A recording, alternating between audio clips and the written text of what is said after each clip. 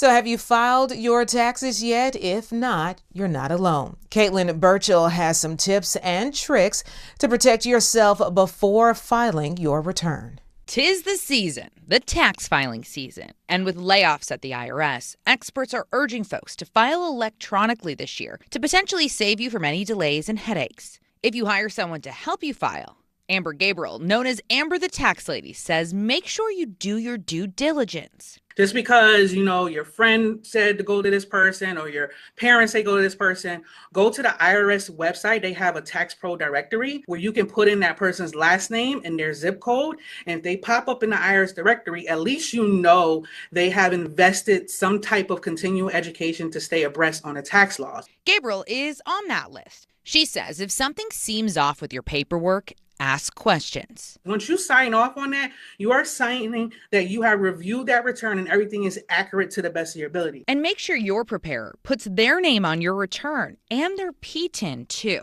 That's their preparer tax identification number. It's almost like a social security number for tax preparers, right? So if you don't see their name or their PT number on there, then you may want to kind of run because they are considered ghost preparers. And so if you have any issues with your return, when you try to go find them, you may not be able to find them anymore. The IRS and tax experts also suggest you create an identity protection PIN or an IP PIN. You do it through the IRS website, and this gives you a specific number to put on your return so that someone else can't just use your social security number to file a return. So it's extra protection.